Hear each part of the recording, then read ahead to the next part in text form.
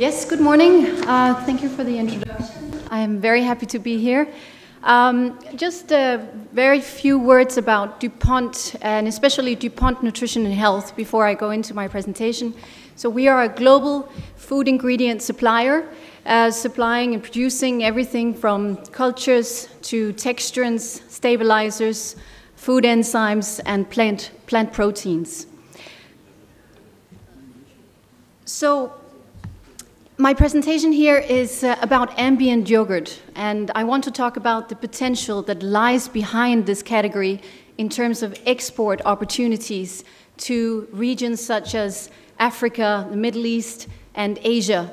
As we heard earlier today, these are, of course, regions where we see increased dairy consumption, so extremely interesting regions and a really good fit with this category. And this is what I want to talk a little bit more about. So the three main points of this presentation will be about, first of all, the EU market dynamics and how they are calling for export strategies very clearly. And I think we're all very well aware of that. And then just a little bit about ambient yogurt category itself, its benefits, and a little bit about the target markets. And just giving you a few market examples and introduce you to a couple of concepts that we at DuPont have developed and have available for you to taste in the breaks of today. So I think we're all very well aware, of course, that the dairy consumption in Europe is plunging or stagnating, primarily because of the maturity of the markets, and this is especially for the yogurt category I would like to underline. But there are also other dynamics in our consumer groups that are happening, like vegetarians, flexitarians, that have chosen to move away, step away from dairy, unfortunately, but this is how it is and the dynamics that we see. We also, in our European domestic markets, see, of course, the uncertainty of Brexit, the Russian trade embargo, and of course the power, the competition and price pressure from private label. So the European market is really a tough place to play, and I think especially for the yogurt category. So if we look at this is really calling for export strategies, and this is what our key dairy players are looking at, in fact. On the other side, so outside of Europe, in these regions of Middle East, Africa, and Asia, we see, on the other hand, not surprisingly, and as mentioned, very exciting growth. And especially in the yogurt and drinking yogurt category, for example, if you take China, we see tremendous growth. And we know that this category is extremely popular, very much due to the fact that it has a very strong healthy image, and it's just great tasting. So we really see a lot of opportunities in these regions. Traditionally, export strategies have focused mostly on transportable dairy goods, of course, such as powders, cheese, milk, cream, and butter. UHT milk, of course, and here you have just a split of the export or the trade that we see today. What we believe is that ambient yogurt could be a new strategic path for export, and I will tell you a little bit more why. So first of all, before going into that, what is ambient yogurt? So it's basically a fermented yogurt going through the same production process as fresh fermented chilled yogurt in the initial stages, but then it needs heat treatment and aseptic filling after fermentation. It has a shelf life of up to 9 to 12 months, typically. It doesn't have to be what is necessarily labeled on the product. It could also be, or promoted, it could be promoted with a shorter shelf life, but this is what is actually possible. It does not need to be chilled, hence the name ambient, of course, and it typically comes in the form of stirred yogurt or drinking yogurt. And again, it can be, of course, consumed both ambient and chilled, depending on consumer preference. So what are the consumer advantages that we see behind this category? First of all, the texture and taste does not change or weigh off when stored outside of the fridge. So for households with limited refrigeration, consumption will be more pleasurable, basically. This obviously ties very much into the convenience trend. This makes it possible to take this type of product anywhere on a lunch pack for your school, picnics or transportation to work, and still it will be a decent product to consume at the time. It still contains or keeps this healthy image, so it offers the same nutritional value as fresh fermented chilled yogurt. Of course, there are no more live bacteria in the product, so that is something to, of course, be aware of. But it is still linked to good digestion and can be good for consumers with a mild lactose intolerance. I think very importantly, it also enables the possibility of transporting this category to rural areas and giving access of dairy products to more rural areas in, of course, especially emerging markets. And finally, also very critical here is the safety. So because of this, the pasteurization, the safety risk is much lower.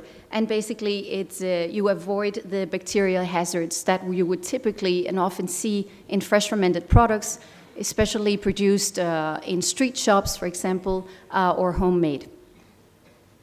So this is for consumers, and what about dairy producers? I think these are also very obvious benefits. Basically, of course, because it's ambient, it enables long-distance transportation to rural areas and also, of course, giving the opportunity to export to other countries. It reduces the cold chain requirement for storage, transportation, and shelf life, and with that, you reduce waste and overall distribution cost. Of course, you can also increase the production efficiency because you can produce larger batches compared to fresh fermented yogurt. When it's produced and it's kept ambient, it's of course very much a choice by the retailer in the end to store it in chilled storage. It depends again on consumer preference, but it would typically be stored in the fridge and then be consumed just like UHT milk, so being stored ambient and then consumed chilled at the very moment of consumption. So if we look at the three areas of Asia, Middle East, and Africa, I think we're seeing industry challenges and consumer needs which really have a good fit with ambient yogurt. If we take Asia first, I think we all know, of course, we have a tremendous rise of the middle class and an urban lifestyle demanding on-the-go products. So here's a great fit with ambient yogurt. Consumers actually like warm or ambient food. And I've heard that, for example, even for sodas, consumers actually prefer to drink that at ambient temperature and not ice cold. So I think as a difference from the other regions here, this is quite particular for Asia. Fermented products have a very positive and healthy image, and we still see an undeveloped cold chain network in this region. Middle East, very much the same points. Of course, the rise of the middle class again and demand for on-the-go. Also consumers, and this is something we learned through consumer research, and we also heard that from the previous presentation, they are becoming increasingly discerning and looking for more healthy products. Yogurt has a positive and healthy image, so again, a very good fit here. And of course, here we have extremely hot climates and are also facing energy and water scarcity. So again, a very good fit with the ambient category. And finally, Africa. According to the UN, by 2030, the African population will grow by 62%. So it's absolutely an explosion of both consumers and consumption. So again, here we will see a big increase of consumption, including dairy. Refrigeration is not at all a given in personal households. So here again, we really see a great fit with ambient yogurt. Food safety is certainly a concern. lower buying power. And this goes, of course, also for some of the other regions. But I think here we can certainly develop solutions also in the ambient yogurt category that adhere to the affordability need. And again, certainly an undeveloped distribution network in the African continent. So I basically set up these 3 charts. This is product launches in African countries, Middle Eastern countries, and Asian countries. And we see here the blue part is basically the number of launches of traditional fermented yogurt, and the orange part is the number of launches of ambient yogurt. I think just looking at it, you'll very quickly see that the penetration of ambient yogurt is still quite low. So what we take out of this is that there is still tremendous potential to grow. Of course, there are already pioneers in the market out there. And just to take a few examples from Asia, we have products here all stating on the product pasteurized heat treatment. So this is very clearly stated. Shelf life 6 months. We have a lot of local production, local products in the Chinese market, but we also do see imported products. I think we have learned certainly that there are more or less successful products on the Chinese market. And again, through the consumer research that we've done, we also learned what are some of the success criteria for succeeding in this market. In the Middle East, again, some examples. Here we see a lot more import from international players. And again here, claiming heat-treated fermented milk. For Africa, what is interesting here is that we do see on the labeling, can be stored without refrigeration. And I think this is particular for Africa. This is not a point of concern. This is a point of benefit for consumers. So as opposed to the other regions, they are very much looking at freshness. So this might not be what you want to highlight at first.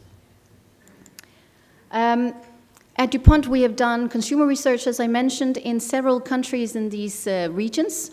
And what we really, why we wanted to do this is, I think many of you are probably thinking, well, how well can it really taste? Because it's ambient, and is it really as good as fresh yogurt? And this is the question we went out to consumers to ask. We basically had them taste our products, our samples, without knowing that they were ambient. So we had them taste it chilled, and we got their response. And then after that, we asked them, we informed them that they were at long shelf life, and then we got their reaction to that as well. So with these researches, we really found out what are the success criteria for, again, succeeding in these regions with this type of product. So finally, just a few success criteria for the development of ambient yogurt. Of course, it must adhere to consumer preferences specific to a region. It's important to know your consumers, of course, and what they like and dislike. It must match the expected structure and sensory quality requirements compared to fresh fermented yogurt. It must keep this consistent quality and stability over the course of shelf life. Of course, it has to reduce the weigh-off tendency and ensure high texture and fast acidification. And with the combination of our stabilizers and our cultures and the technical expertise that we've built now over the past years, developing these type of products, we can help develop solutions for this. So just to round up, we're not only looking into ambient yogurt, we're also, of course, supporting a lot of other current trends that we see in the dairy industry today, such as sugar reduction, digestive health, weight management, lactose-free solutions, plant-based, cost optimization, ethnic dairy, clean label, and indulgence. And finally, I just want to mention that in the coffee area, we have a couple of products for you to taste. It's a drinking yogurt and a spoonable stirred yogurt. And we will be out there during the lunch break whenever you would like to try to taste and hear a little bit more about it. Thank you very much.